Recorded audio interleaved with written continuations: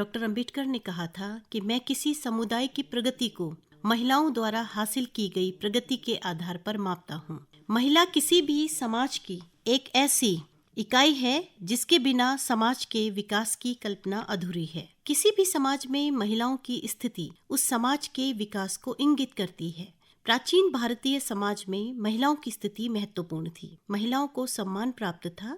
अनेक महिलाएं वेद पाठ करती थी।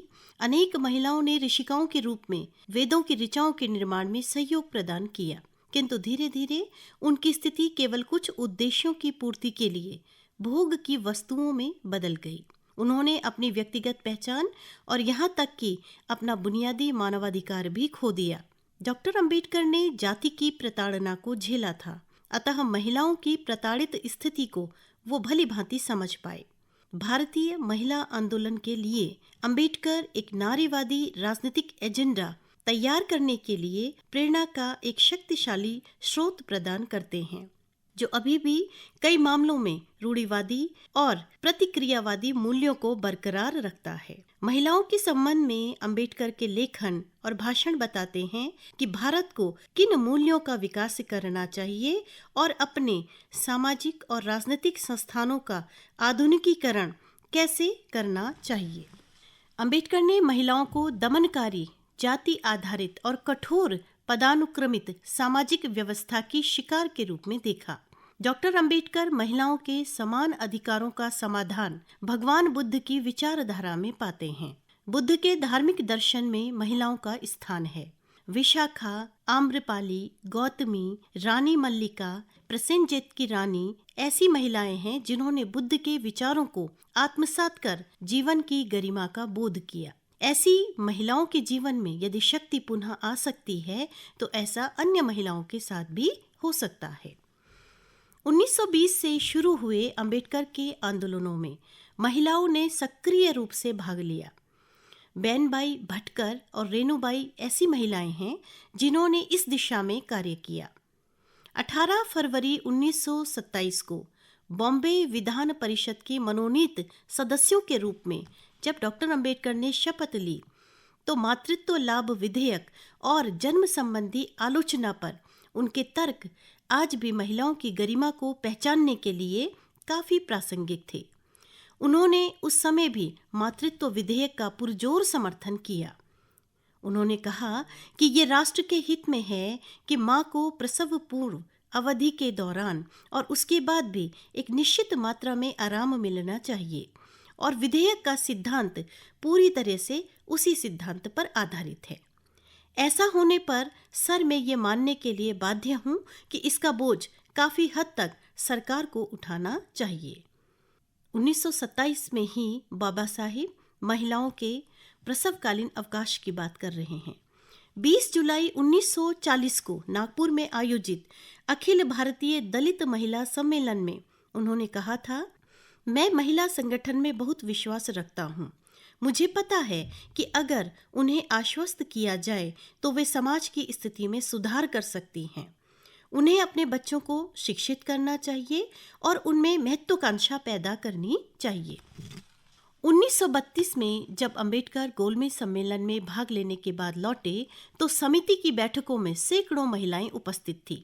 अंबेडकर ने प्रारूप समिति के अध्यक्ष के रूप में भारत की राजनीतिक शब्दावली और संविधान में महिलाओं के अधिकारों को पर्याप्त रूप से शामिल करने का प्रयास किया।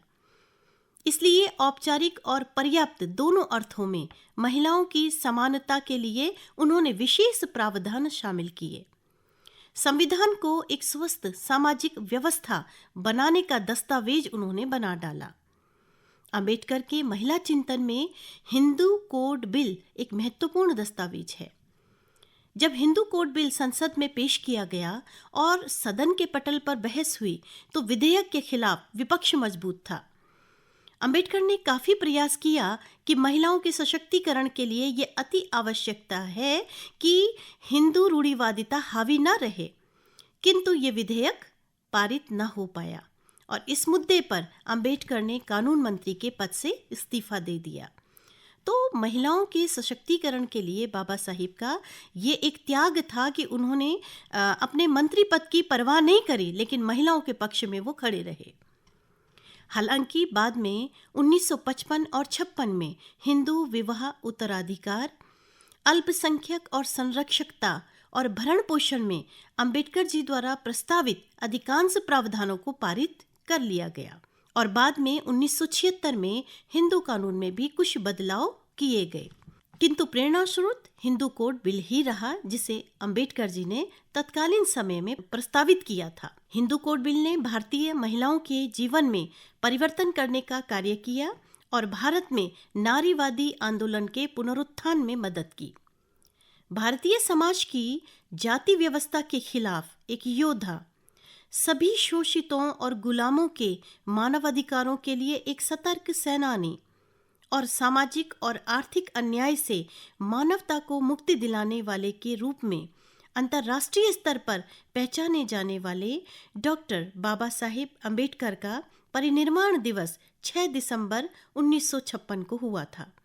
संसद में अंबेडकर जी की मृत्यु पर शोक संदेश में प्रधानमंत्री पंडित जवाहरलाल नेहरू ने कहा था, डॉक्टर बाबा साहेब अंबेडकर हिंदू समाज की सभी दमनकारी विशेषताओं के खिलाफ विद्रोह के प्रतीक थे। लैंगिक समानता पर आधारित समाज का उनका सपना अभी साकार नहीं हुआ है और इसलिए उनके विचार सामाजिक पुनर्निर्माण के लिए अत्यंत महत्वपूर्ण हैं, जो महिला सशक्तिकरण का पक्ष लेते हैं। राष्ट्र ने बाबा साहिब अंबेडकर को मरणोपरांत भारत रत्न देकर सम्मानित किया। 1990 में डॉक्टर सविता अंबेडकर ने उसको प्राप्त किया। प्रचार और प्रसार के उद्देश्य से 24 मार्च 1992 को सामाजिक न्याय और अधिकारिता मंत्रालय के अंतर्गत डॉक्टर अंबेडकर फाउंडेशन की स्थापना की गई।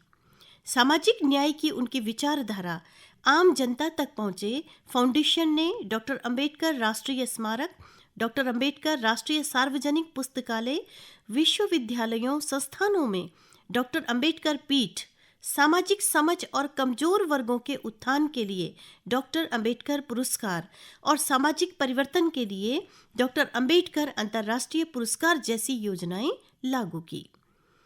महिला शिक्षा पर आजीवन डॉक्टर अंबेडकर ने जोर दिया। उनका कहना था कि यह शिक्षा ही है जो सामाजिक गुलामी को काटने का सही हथियार है और यह शिक्षा ही है जो दबे कुचले लोगों को ऊपर आने और सामाजिक स्थिति, आर्थिक बेहतरी और राजनीतिक स्वतंत्रता हासिल करने के लिए प्रेरित करेगी।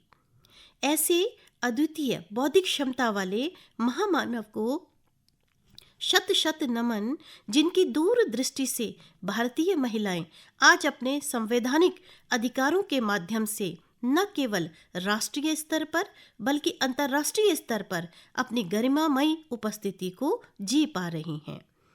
तो ऐसे महामानव को शत शत नमन और डॉक्टर अंबेडकर के अनुसार हम भारतीय महिलाएं अपने जीवन को जी सकें, ऐसी हम कामना करते हैं।